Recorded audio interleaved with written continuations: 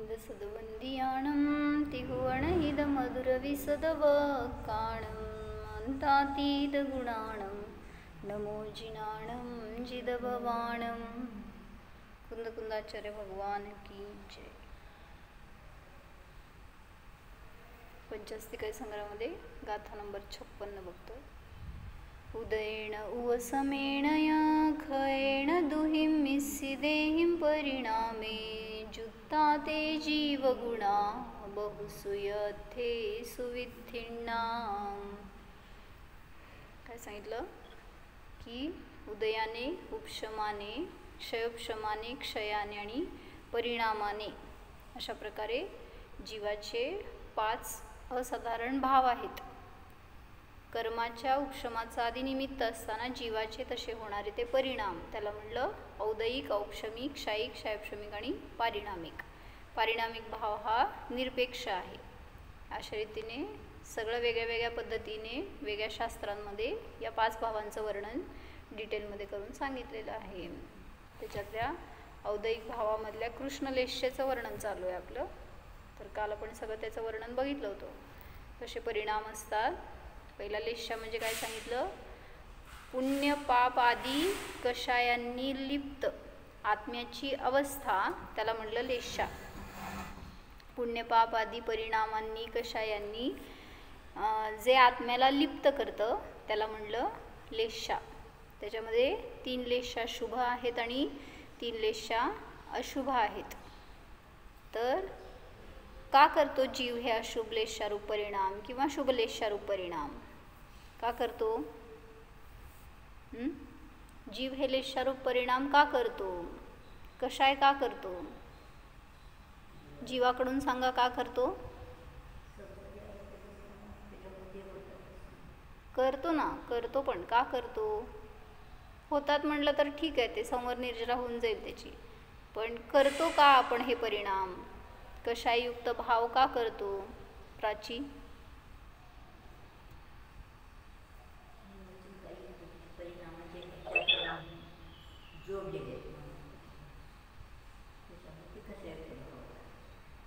काय त्याचं पर्पज काय माग काय म्हणला? येणाऱ्या उद्यामध्ये आपण स्वतःला ओळखत नाही की त्या येणाऱ्या पर्यापासून भिन्न आहे आणि त्याच्याशी तन्मय होऊन जातो। पण का करतो का बरं हे विचारायला लागलं। मागं त्याचं प्रयोजन काय? सुख, सुखी होण्यासाठी सगळ्या क्रिया करतोय संसारामध्ये आपण। म्हणलं ना, जेव्हा तुम्हाला शरीराचं सुख पाहिजे, मानसिक सुख पाहिजे, संयोगिक सुख पाहिजे, संसारिक सगळ्या रीतीने सुख पाहिजे, फक्त सगळेजण सुखासाठी वेगळ्या वेगळ्या टाईपनी प्रयत्न करतात। मग कोणी असं कषाय करून प्रयत्न करतोय आणि सुखी बनायचं विचार करतोय, कोणी निष्कषाय होऊन सुखी व्हायचा प्रयत्न करतोय। सगळ्याचं काय म्हणायचं, एम तर एकच आहे, फक्त त्याचं मार्ग वेगळा वेगळा आहे।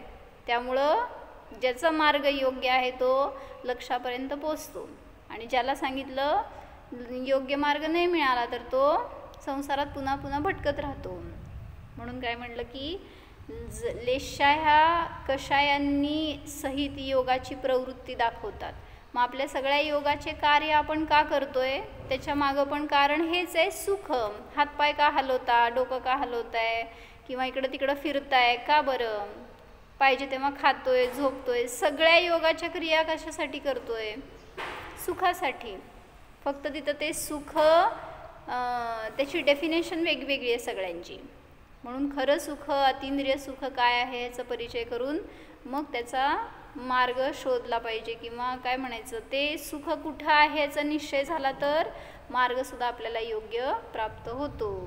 मग कशाय आदी परिणामांमध्ये सुख नव्हतं, नाही, नसणारच।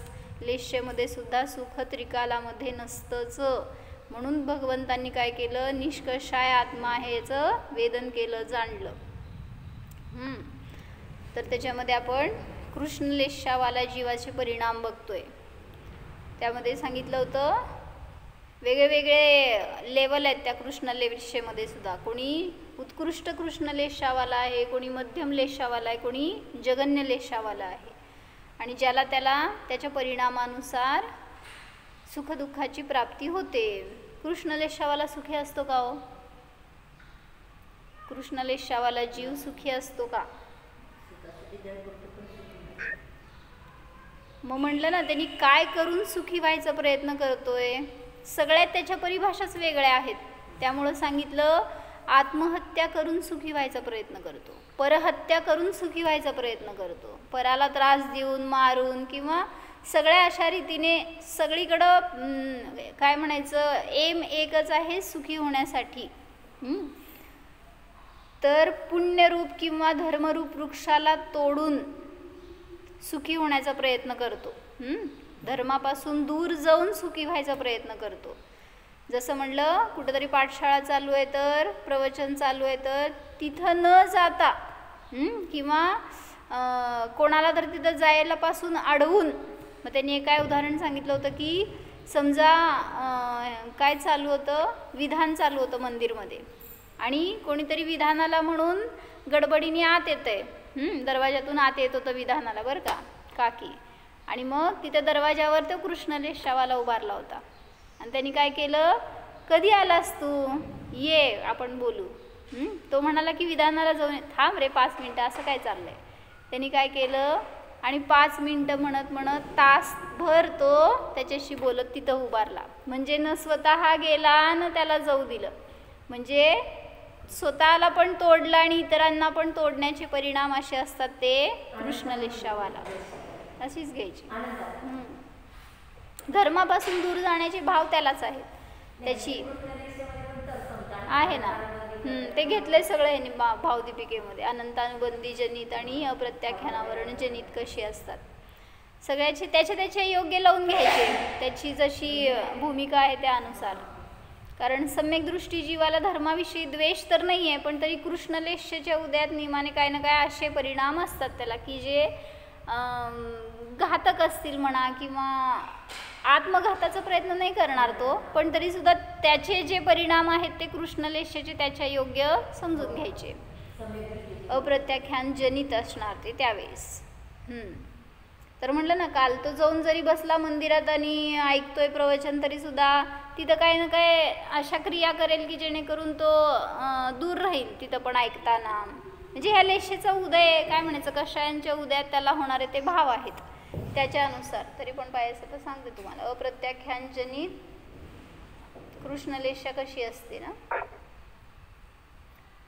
पहिला अनंतानुबंधी जनित वाचते, मग अप्रत्याख्यान जनित वाचू. तर अनंतानुबंधी जनित जीवाला सांगितलं की धर्माचं शिक्षण घ्यायचं महत्त्व नाही वाटत. म्हणजे स्वाध्याय करावं किंवा आपल्या मुलांना वगैरे पाठशाळेला पाठवावं, शिकवावं, त्यांना ह्याचं महत्त्व यायला पाहिजे असे भाव त्याला होत नाहीत कृष्णलेशावाल्याला. आणि त्यामुळं तो बाहेरचं शिक्षण घ्यायला जास्त महत्त्व देतो. मग तिथं 12-15 तासपर्यंत त्याला शिकवेल, स्वतः शिकेल म्हणा कृष्णलेशावाला. तो तिथं आपली शक्ती लावेल, पैसा लावेल, बळ लावेल, आपली बुद्धी लावेल, पण धर्मासाठी 5 मिनटं 15 मिनटंसुद्धा तो स्वाध्याय आदी करणार नाही. कावर तर वेळ मिळत नाही म्हणणार. जसं आत्ता मी ऐकलं काय, दशलक्षणसाठी कार्यक्रम करायचे आहेत म्हणले तर सगळे बायका पोरं वेळ नाही म्हणून सांगतायत. आणि ऐकायची सगळ्याला इच्छा असते, बघायची इच्छा असते, काय ना काय नवीन वेगळं मिळणार. पर्व म्हटल्यावर जास्त लोक जोडले जाणार, त्यांना काहीतरी धर्माविषयी नवीन कळणार, म्हणून सगळे येतात जवळ. पण आम्हाला नाही करायचं, कोण करेल त्यांनी बघणार आम्ही. म्हणजे काय झालं, हे पण महत्त्व कमी झालंय ना, त्याच्यामुळं अन्य ठिकाणी सगळा उपयोग चाललाय, धर्मामध्ये नाही. मग सेवा वैयावृत्त आदीला सुद्धा वेळ नाही असं म्हणून सुद्धा धर्मरूपी वृक्ष काटतात. हे कृष्णलेशेचे परिणाम आहेत.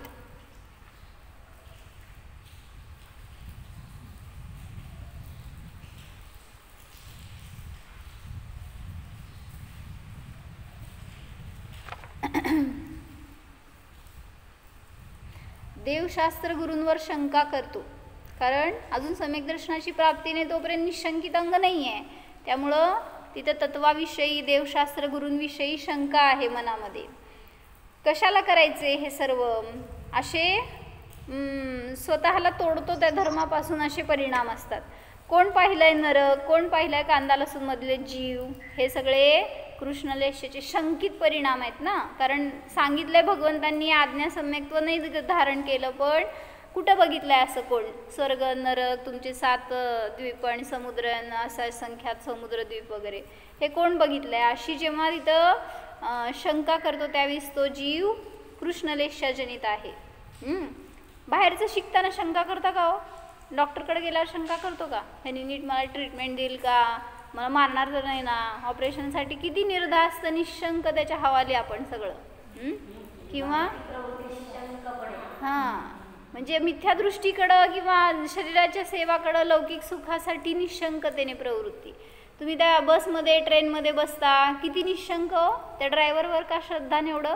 कशावरनं नेऊन पाडणार नाही, कुठं बुडवणार नाही. म्हणजे इतकी निशंकता बाहेर सगळीकडे आहे संसारामध्ये, पण धर्माविषयी तसं निशंक श्रद्धान करत नाही. त्यामुळं सुखी होत नाही किंवा त्या धर्माला प्राप्त होत नाही. त्यासाठी एक उदाहरण दिलं त्यांनी की विवेक नसतो या जीवाला सुद्धा ना. त्यामुळं काय म्हणायचं, रागी होतो, द्वेषी होतो, कशाही होतो, मोही होतो. तर तिथं एक मुलगा होता आणि त्या पोटामध्ये जंत झाले होते. म्हणतात ना, आता काय त्या पोटात दुखत होतं. मग डॉक्टरांनी सांगितलं होतं त्याला गोड वगैरे देऊ नका खायला. मग ते आईला माहिती होतं. मग तो मुलगा रडायला लागला की मला लाडू पाहिजे खायला म्हणून. मग त्या आईने काय केलं, म्हणली की तुला देणार नाही. मग तो रडतोय ओरडतोय गोंधळ करतोय, पण तिला माहीत आहे ना ते खाल्लं तर त्रास होणार आहे त्याला.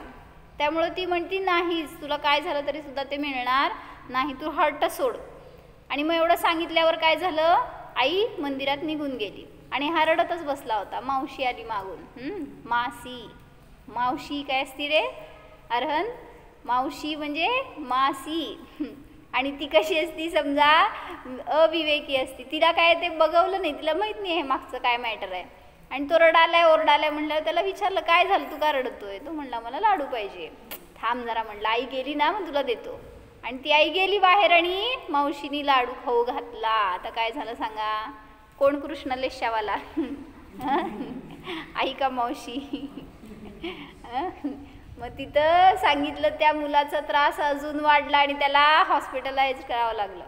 म्हणजे अविवेकानी मोहानी जो क्रिया करतो तो निमाने दुःखी होतो आणि दुःखाला प्राप्त करतो. आई जरी रागविल तरी तिचा भाव अंतरंगामध्ये वेगळा होता. तसं आचार्य सांगतायत, भलेही कठोर भाषाशास्त्रामध्ये अनेक ठिकाणी तुम्हाला भलेही तिथं क्लीब म्हणतील, नपुंसक म्हणतील, दुरात्मन म्हणतील, सगळे असे वाईट शब्द वापरतील, तरी सुद्धा आचार्यांचा भाव कसा हो, असं त्यांचे शब्द वाचल्यावर लोक दूर जातात आणि घरातले मोही लोक प्रेमाने चांगले शब्द बोलतात म्हणून त्यांच्याजवळ जातात. कोण घातक आहे? प्रेमळ लोक का? मग तिथं म्हटलं की जो भलेही बहिरंगामध्ये त्याचे शब्द त्याचा व्यवहार कटू असेल, पण अंतरंग भावना जर त्याची चांगली असेल तर तिथं तो निमाने सुखी होतो. म्हणजे त्याचा जर आश्रय घेतला तरच सुखाची प्राप्ती होते, अन्यथा नाही. पण अभिप्राय वेगळा असतो म्हणून परिणाम करतो, कशाय करतो, पण कृष्णलेशेचे फळ जाणत नाही. त्याचे फळ निमाने दुःखच आहे. भवाभवात दुःखाला प्राप्त होतो.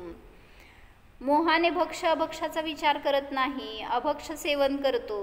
काहीतरी आवडती डिश आहे, भाजी केली आहे, काहीतरी एखादी नवीन डिश केली आहे, त्याच्यामध्ये जीव पडला, काय करतो?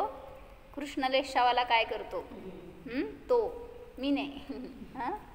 तर आवडती भाजी आहे म्हणल्यावर, आवडतं काहीतरी डिश आहे म्हणल्यावर ह्याला म्हणायचं कृष्णलेशा.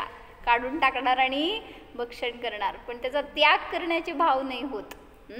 मग असा तो गृद्धता असते, अतिगृद्धता किंवा त्या सेवन करण्याविषयी एक इतका मोह, ती आसक्ती असते, त्यामुळं ते सोडत नाही. कसं खायचं असतं? आता समजा एकाच कुकरमध्ये तुम्ही काय लावलं, डाळ भात आणि भाजी काय आवळा वगैरे असं काय लावलं. आता एक कशा तरी जीव निघाला, आळी निघाली समजा भातामध्ये, काय करायचं? तेवढीच काढायची आणि खायचं भात. कृष्णलेशा झाली सांगालोय की. ते कुकरच बाद झाला पूर्ण. पण तसं टाकायची तयारी असते का तुमची? भातात निघालं, डाळीत कुठं निघालं, झाकलं होतं की एकावर एक होतं की. तर आपल्याला त्याचं कळत नाही आहे महत्त्व. जेव्हा आम्हाला अम्मांकडनं कळलं ना, त्यावेळेस आम्हाला समजलं की ते हाड मांस रक्तवालं जीव आहे, त्रस जीव आहे ना अळी म्हणजे.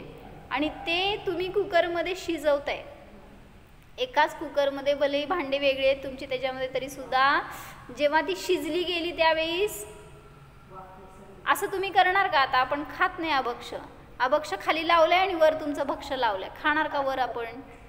का नाही खात? त्याला वाटतं आज तसलं नसतं खायचं, आपण खात नसतो. आणि मग हे अभक्ष नाही का झालं? असं चालतं का तुम्हाला? खालचं वेगळं अभक्ष आणि वरचं वेगळं भक्ष. तर ते सगळं कुकरच सांगितलं अभक्ष झालं. त्यामुळं त्याच्यामध्ये कंजूसी किंवा काहीतरी आपला विवेक वापरायला जात जाऊ नकात. सांगितले ना शास्त्रामध्ये, जिथे जीव हिंसा झाली ते सगळं अभक्ष असतं. त्यामुळं ते खाण्याचा मोह करणं हे कृष्णलेष्येचे परिणाम आहेत. आलेत का मग? चढलेत कवर?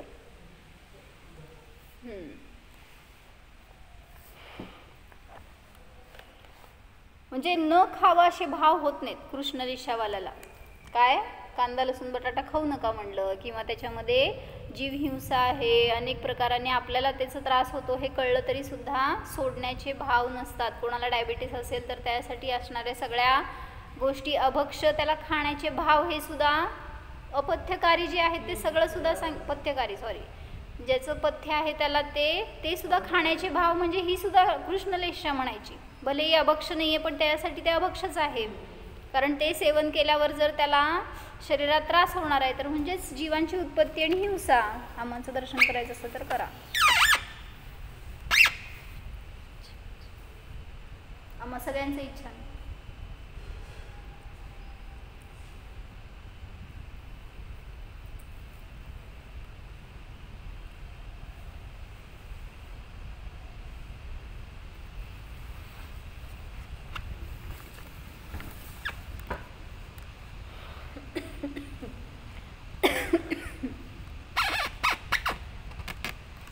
बाहेरच्या वस्तू खाताना वापरताना तर त्यावर विश्वास करतो, त्याने हानी होणार नाही मानतो. जसं की एकदम स्ट्रॉंग औषधं वगैरे किंवा काय केमिकल्स वगैरे वापरता त्याला घाबरत नाही. डाय वगैरे करतात लोक, तोंडाला काहीतरी काय लावतो तसलं काहीतरी लावतात ना तोंडाला, काय काय असते ते लावताना, फाउंडेशन म्हणजे असलं काहीतरी असते ते लावताना किती विश्वास त्याच्यावर, कशावरनं मला रॅश येणार नाही, काहीतरी त्रास होणार नाही, इन्फेक्शन होणार नाही, काहीतरी ॲलर्जी येणार नाही, किती विश्वास. ती नटी चांगली दिसती ना ते लावल्यावर, म्हणल्यावर मला पण ते चांगलंच, म्हणजे एकदम विश्वास आणि न घाबरता त्याचा वापर करतो आपण. पण आचार्यांनी सांगितलेल्या तत्वावर मार्गावर विश्वास ठेवत नाही, त्यांच्या सांगितलेल्या फळाला घाबरत नाही आणि त्यानुसार आचरणसुद्धा करत नाही, जसं सांगितलेलं आहे शास्त्रामध्ये. जसं की ते एक पंडितजी होते आणि त्यांनी सांगितलं त्यांचं एक्सपिरियन्स की ते एका प्रवचनाला म्हणून कुठल्या तरी गावात गेले होते आणि तिथं त्यांनी ती मिठाई कशी बनवतात हे दाखवलं. परवा आपण कोणतरी शेअर केलं होतं ग्रुपवर की ते जे वर्क असते ना वरती सिल्वर वर्क केलेलं, तर ते सगळं अभक्ष आहे. काहीतरी ते खाटीखाण्यातल्या अनावश्यक गोष्टींचं वापर करून, इवन तुमच्या रक्तामध्ये पण ऑइल असतं माहिती आहे का तुम्हाला, ते रक्त शिजवतात आणि त्याच्यापासनं फॅटी ॲसिड्स काढतात आणि त्याचा पण वापर असं मिठाई म्हणा तळायला म्हणा असं केलं जातो, आपल्याला हे माहीतसुद्धा नाही आहे. तर असं ते सगळे जाऊ देतो, बाहेरचं काय वाचायचं आणि खायचं, त्यापेक्षा न खाल्लेलं न वाचलेलं पण बरं, न बघितलेलं न खाता, कारण ते वाचून ऐकून बघून म्हणजे तर उलटं इतके क्लेश होतात, परिणाम असे बिघडतात की कसं असं लोक त्रास देऊन त्यांचं खाण्यामध्ये आनंद मानतात. ते एक मनुष्य सांगितले की फॉरेनला गेले होते, जैन कोणीतरी नाव सांगितलं त्यांनी त्यांचं, आणि ते सतत आपल्याबरोबर आपलं टिफिन ठेवायचे, बाहेरचं काय खाण्यायोग्य नसतंय म्हणून. आणि त्या फॉरेन पार्टींनी बोलवलेलं ते पण सगळं शाकाहारी होते, व्यवस्थित खाणारे होते. मग त्यांचं स्वतःचं हॉटेल होतं ते, आणि मग ते म्हटले आम्ही स्वतः समोर उभारून आपली पिठं वगैरे सगळं काय मसाले म्हणा सगळं आम्ही आमचं शुद्ध पद्धतीनेच वापरतो, त्यामुळे तुम्हाला सगळं खाण्यासारखं आहे, तुम्ही खाऊ शकता इथं, असं त्यांनी त्या कोण जैन गृहस्थ गेले होते इथून इंडियामधून त्यांना सांगितलं समजावून.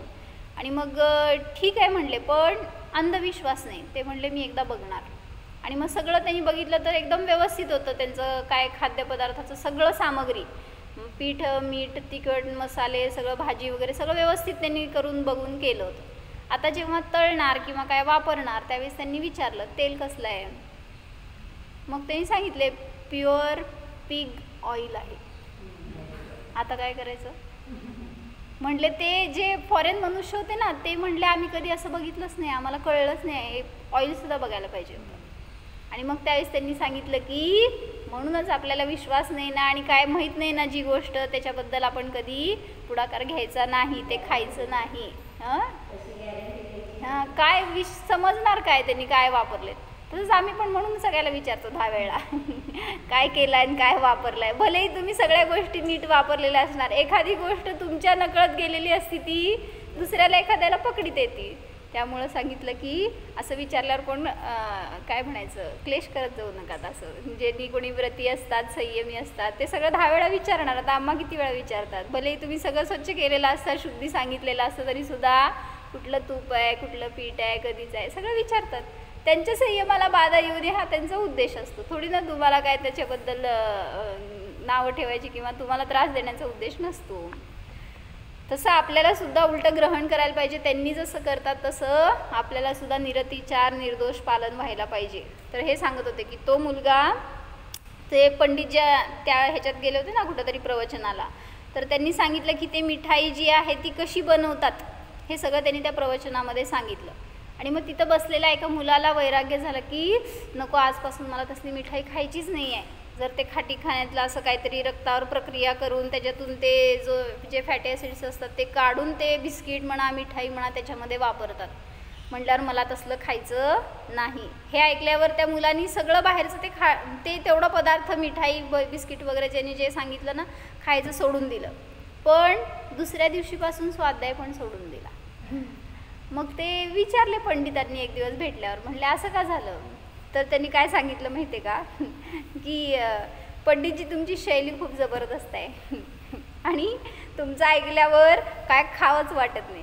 म्हटलं असं करून मी सगळं सोडलं तर काय जीव माझ्याकडून सगळं सोडणं शक्य नाही. काय काय विचार असतात लोकांचे. म्हणजे तुम्ही उद्या सांगाल मला ते चिप्स खाऊ नको, ते काय बाहेरचं पदार्थ खाऊ नको, कुठल्या हॉटेलमधली ही डिश खाऊ नको, मला सगळं कसं सोडायचं जमेल.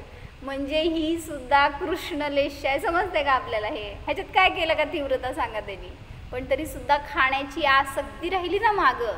उलटं ज्ञानपूर्वक समजून सुटलं तर लय बरं. आपण असं विचार करतो एखादी डिश आपण खातोय आणि आपल्याला अनादीपासून माहीत नाही ती एकदम स्वच्छ आहे आणि शुद्ध आहे असं वाटतं आणि खातोय. जसं की स्वीटकॉर्न खात होतो आम्ही एवढे दिवस, आम्हाला माहीत नव्हतं त्याच्याबद्दल काय.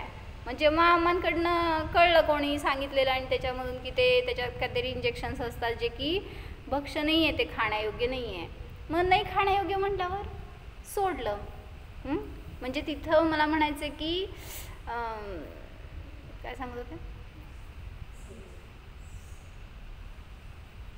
हां समजून पण जर खाण्याचे भाव केले तर त्याच्यासारखा दुसरा गृद्धता नाही. त्या गृद्धता आहे त्या खाण्यामध्ये ना.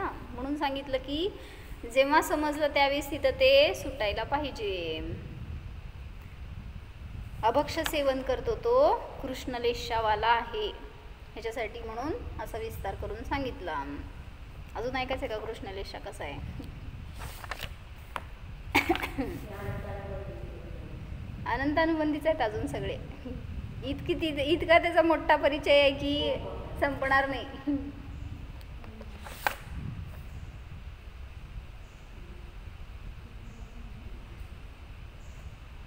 याच्यातच वाचते एक मिनिट. जे भावदीपिका ग्रंथशास्त्र आहे ना त्याच्यातलं त्यांनी विस्तार केलेला ते वाचते. खूप मोठं प्रकरण आहे त्यातलं फक्त जेवढं इम्पॉर्टंट आहे तेवढं वाचते मी.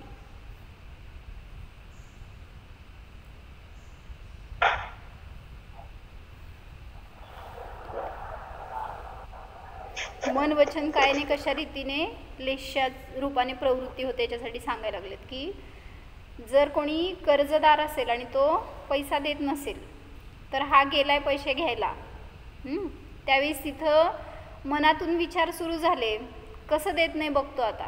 म्हणजे तुम्ही पैसा घेतलाय माझ्याकडून आणि मी तुमच्याकडे वसुलीला आली आहे आणि तुमची द्यायची तयारी नाही आहे. माझे कसे चालू झालेत लेशा हे सांगायला लागलेत. माझ्याकडे बघू नका. कसं काय देत नाही असं जो मनातून विचार करतो तिथं त्याला आता मी बघूनच घेतो. ह्याला म्हणायचं मनकृत लेशा. कृष्ण लेशा. आता ती ज्याची त्याची जशी लेवल आहे त्यानुसार ती लेशा. वचनाने आता समोर जाऊन उभारला आणि तो देत नाही म्हटल्यावर अपशब्द सुरू झाले. काय म्हणायचं, सगळे वचन असे सुरू झाले की जे घातक असतील, मारक असतील. त्याला म्हणायचं वचनकृत लेशा. आता काय कृत काय देईना म्हटल्यावर काय काय करता हो तुम्ही, सगळ्या रीतीने सगळे हातकंडे वापरणार आणि मग तो द्यायलाच पाहिजे. म्हणजे जे काय कृत केलेलं परिणाम आहेत, जे क्रिया आहेत त्याला म्हणलं काय कृत लेशा. पत्नीशी भांडण झाले आणि पती पूजेला देवासमोर उभारलाय. त्याच्या आधीच तिचं भांडण झालं होतं. काय करतो, कुठे गेले पतिदेव, पूजा करायला शांत आहेत ना, भांडण नाही ना. तर पत्नीशी भांडण झाल्यावर पती पूजेला देवासमोर उभारलेत. सांगा त्याचे परिणाम कसे. मनात काय चाललंय, जाऊ देत पत्नी आणि पती, मी म्हणा मी आहे आणि जाऊन समोर उभारलोय देवाच्या. आता पती पत्नी म्हणल्यावर ज्याला नाही आहे ते आपलं कुठं चाललंय असं होणार ना. त्यामुळं आपण आहे आणि काहीतरी घरात असा वाद झालाय आणि येऊन देवासमोर उभारलोय. काय परिणाम सांगा. मन, वचन आणि काय तिन्ही मधले लेशा पडताळून बघायचे. हात असे शिवर होत असतात. जर क्रोध कशा जास्त झाला असेल आणि येऊन पूजेला बसलाय तुम्ही तर कुठेही लक्ष लागत नाही. आणि तशा कशाही परिणामांनी काय देव कळणार आहेत का, पूजा कळणार आहे का, काय तुम्हाला भाव उतरणार आहेत त्याच्यामध्ये. मग सांगितलं तिथं सगळे अशुभ भावानी परिणती सुरू असते. जोपर्यंत स्थितीकरण करत नाही स्वतःचं, अशुभातून शुद्ध परिणाम होत नसतात. त्याच्यासाठी शुभाचं अवलंबन घ्यावं लागतं. आपले कशाय थोडे शांत करावे लागतात. त्याच्यासाठी सांगितलं हे पूजा, भक्ती, दान वगैरे उपयोगपूर्वक जोडलं गेलो तर ते लेशा सुटतील, बदलतील. नाहीतर काय शुभ आणि काय शुद्ध कशाचा फरक कळत नाही. मग कृष्ण लेशावाला सांगितलं आतंकवादी लोक एखाद्या नगराला मुळासकट नष्ट करण्याचे परिणाम करतात. जसं की कसाब काय केलं होतं ग, कसाब कोण होता, काय केलं होतं त्यांनी माहित नाही का. कसाब म्हणजे कोण होता, कसाब कोण होता का दीदी. कसाब अतिरेकी होता. काय केलं होतं त्यांनी, ताजमहल हॉटेलमध्ये थांबला होता काय राहायला. तर त्याचा उद्देश काय होता, बॉम्बस्फोट करायचे होते ना त्याला आणि ती नगरी उद्ध्वस्त करायची होती. म्हणजे मुळासकट नष्ट करण्याचे भाव जे असतात ते सांगितलं कृष्णलेशारूप परिणाम.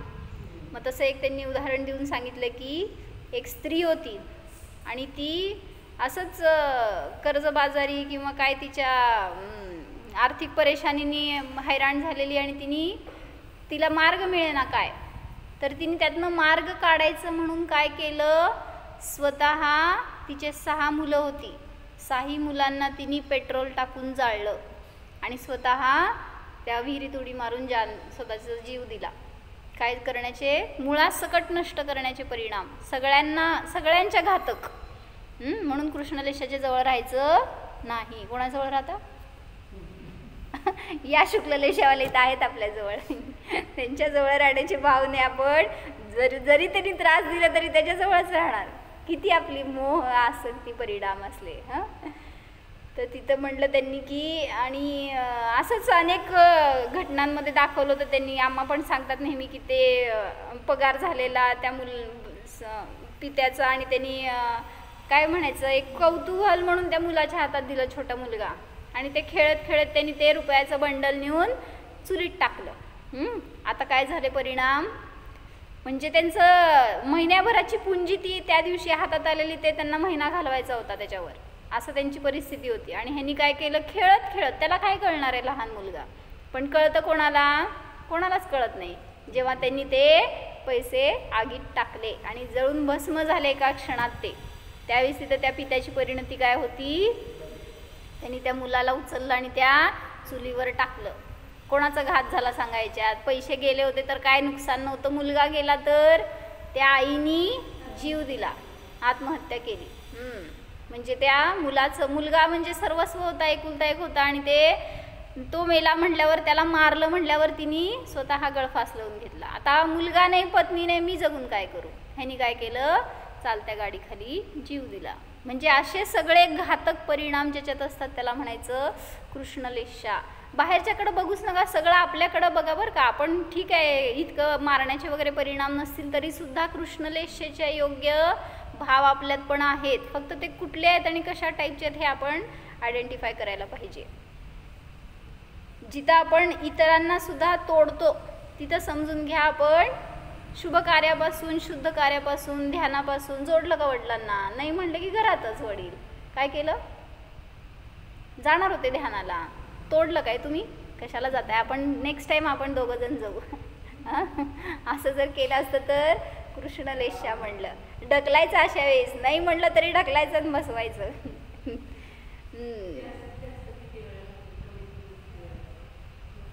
अंतर्मुहूर्तच, प्रत्येक लेशेचा काळ अंतर्मुहूर्त आहे. त्याच्यानंतर बदलते, पण पुन्हा तशाच लेशेमध्ये जाऊ शकतो तो जीव.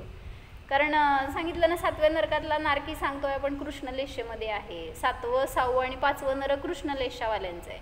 त्याच्यावरचे 4थं, 3रं नरक हे काहीतरी कृष्ण नीललेशाचं. आणि 1ल्या, 2ऱ्या नरकात त्यांनी ते असं घेतलेत, उत्कृष्ट, मध्यम, जगन्य वगैरे असे परिणाम त्यांना असतात त्या लेशेचे. त्या रूप त्यांचं परिवर्तन असतं. मग म्हणूनच सांगितलं, ज्यावेळेस तुमची आयु बांधली जाणार आहे त्यावेळेस तुम्हाला काय माहिती कुठली लेशा असणार आहे, कधी आयु बांधली जाणार आहे. आणि मग त्या काळात जर नियमाने अशुभ लेशा असेल तर नरकाचाच बंद होतो. भले तुम्ही आयुष्यभर खूप चांगले परिणाम केलाय, धर्म केलाय, स्वाध्याय ध्यान करताय, पण ज्यावेळेस आयु बंद होणार आहे त्यावेळेस जर अशुभ लेशेत असेल तर त्याच अनुसारे बंद होणार. जसं की श्रेणिकाला बंद झाला त्यावेळेस तो कशाही होता, जेव्हा सांगितलं होतं गळ्यात साप टाकला. आणि ते काल सांगता सांगता राहिलं मला, त्या मुनींना मारण्याचे भाव झाले ना त्यावेळेस ॲक्च्युली त्याला बंद झाला 7व्या नरकाचा. हां, साप टाकला तेव्हा असं नाही, जेव्हा मारण्याचे भाव झाले आणि त्यांनी ती कुत्री सोडली, काय बाण सोडले वगैरे सगळे प्रयत्न करून बघितले आणि ते निष्फळ झाले म्हटल्यावर तलवार काढली होती मारायसाठी. त्यांना अजून दूर होते मुनी, पण मारणार त्यांना मी म्हणून त्यांनी तलवार काढली आणि ती तलवार झाडावर असणाऱ्या एका सापाला लागली जो मृत होता ऑलरेडी. आणि तो खाली पडला तर त्यांनी तेच साप उचलून असा टाकला मुनींच्या गळ्यात. अशी स्टोरी वाचली आहे बरं का आता चरित्रामध्ये त्यांच्या. आणि म्हणून तिथं सांगितलं त्याचं त्यावेळेस त्याला 7व्या नरकाचा जो बंद झाला होता जेव्हा भाव केले मारण्याचे. आणि मग नंतर प्रतिक्रमण पश्चातापाचा परिणाम काय 7व्याचं 1ल्या नरकापर्यंत आलं. पण नरक आयु नरगती चुकणार नाही असे ते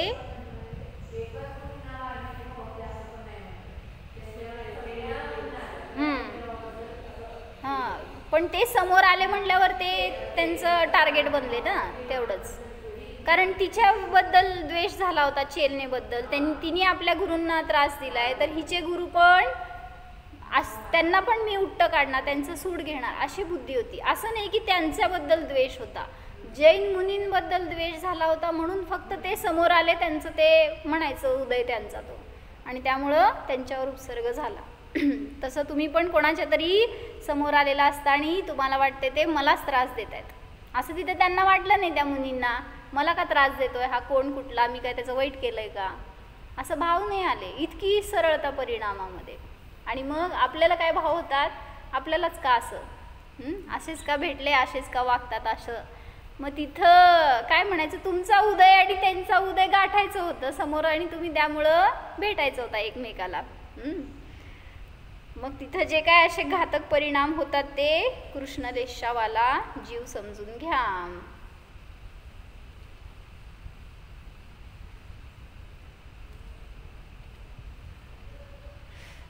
जो स्वाध्याय नाही करत ना तो काय म्हणतो माहिती का, किंवा मंदिरात नाही जात आणि तुम्ही जाताय तर तुम्हाला बोलणारा तो कृष्णलेशावाला कसं बोलतो रंजू काकी.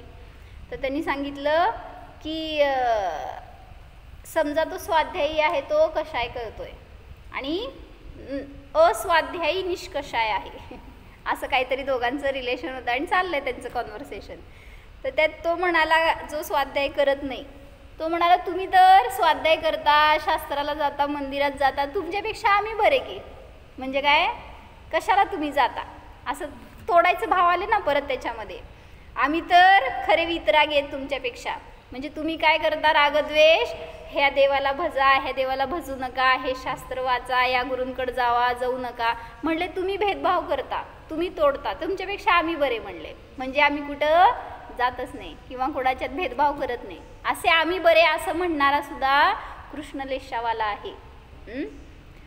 किंवा तुम्ही म्हणता काय, हॉटेलमध्ये जाऊ नका, घरातलंच जेवा. असं तर तुम्ही भेदभाव केला का नाही? कसले कुठं कुठं तत्वज्ञान लावून सांगता येत नाही. हे शुद्ध आहे आणि ते अशुद्ध आहे. आम्ही म्हणले सगळ्याला समान, सगळे देव समान. अशी बुद्धी असणारा सुद्धा अशा अशुभ लेशाने सहित असतो आणि त्याच्या औदैक भावनिमाने त्याला दुःख देणारे, त्रास देणारे असतात, खऱ्या धर्मापासून वंचित ठेवणारे असतात.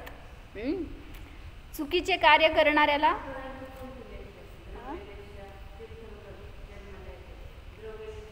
द्रव्यलेशा म्हणजे शरीराचा रंग, भावलेशा म्हणजे परिणाम.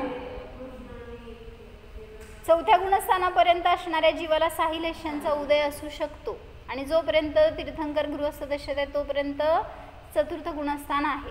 त्यांना त्यांच्या परिणामानुसार लेशा असणार, कुठलीही असेल. द्रव्यलेशा म्हणजे काय बेटा? मग रंग कधी बदलतो? एकच रंग आहे, जन्मल्यापासून मरेपर्यंत एकच रंग आहे. आणि मग कुठलाही लेशा असेल, द्रव्यलेशाचा फरक पडत नाही परिणामांशी. म्हणजे म्हणून तर सांगितलं ना, अनेक तीर्थंकर अनेक रंगाचे आहेत. त्या रंगाने आपण म्हणतो मोक्षाला गेले ते, तेव्हा जेव्हा अरिहंत देशात गेले त्यावेळेस त्यांचं ते रंग होता असं आपण सांगतो. त्यामुळे ती लेशा काय फरक पडत नाही, पण तरीसुद्धा त्यांचा भेद केला जातो. कृष्ण आहे का नील आहे अशी लेशा ती. शुभ कुठं? 5व्या गुणस्थानापासून वर शुभ लेशा आहे. गृहस्थ दशेत आहे तोपर्यंत साही लेशा असू शकतात असं सांगितलं. आता आदिनाथ भगवंतांनी राजा होते, युद्ध खेळायला कसं जाणार शुभ लेशेत? युद्ध करतो त्यावेळेस रामाने युद्ध केलं रावणाशी, क्षयिक सम्यक दृष्टी होता. भरत चक्रवर्ती गेला षटखंड जिंकायला. त्यामुळं कृष्णलेशा असायला बाधा नाही आहे, फक्त त्यात आसक्ती नसते त्या परिणामांमध्ये, त्या भोगामध्ये वगैरे त्याची. असं थोडासा डिफरन्स करून घ्यायचं. आणि मी काय सांगत होते, आदिनाथ भगवंतांनी, भगवान म्हणजे आता राजा असताना षट आवश्यकाचा उपदेश दिला. काय असतं षट आवश्यक म्हणजे? षटक्रिया म्हणायचं. काय म्हणायचं? षटक्रिया आवश्यकाचे योग्य. मग त्या क्रियांमध्ये शेती सांगितली, तुमचं काय कृषी, वाणिज्य, शिल्प, हे सगळ्या त्याचा उपदेश देत असताना सांग काय फरक असणार? अनंतानुबंधी जनित लेशा आणि अप्रत्याख्यान जनित असणाऱ्या लेशा ह्याच्यामध्ये फरक असतो. म्हणजे इथं म्हटलं ना, हा जीव जो कृष्णलेशावाला पहिल्या गुणस्थानवरती आहे तो धर्मापासून दूर जातो, दूर करतो इतरांना, असा तो अनंतानुबंधी जनित मिथ्यादृष्टी असेल. आणि सम्यक दृष्टी असेल तो धर्मात असेल पण तरीसुद्धा कृष्णलेशा त्याच्या योग्य तो परिणाम करतो. मग काय असेल ते त्यांनी दिलं आहे, अजून वाचायचं आहे आम्हाला ते. आता आजची वेळ संपली आहे, उद्या बघू. अजून त्यांनी खूप खुलासा घेतला आहे त्याच्यामध्ये. कृष्णलेशा शिकायलाच आपला भाऊ जायचा. इतकी डेंजर आहे ती कृष्णलेशा. म्हणून आपलं वैराग्य वाढवा, त्याच्यापासून मी भिन्न आहे हे जाणा. जाणा.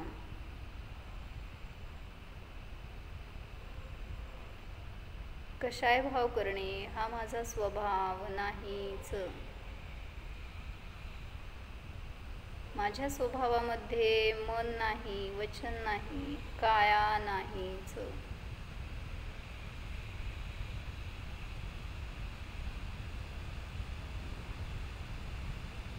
संसार करणे हा देखील माझा स्वभाव नाही. या संसारातही मी, या कर्मांच्या उदयातही मी नित्य ज्ञाता मात्र आहे. ज्ञायक स्वरूपोऽहं जीवोऽहम्.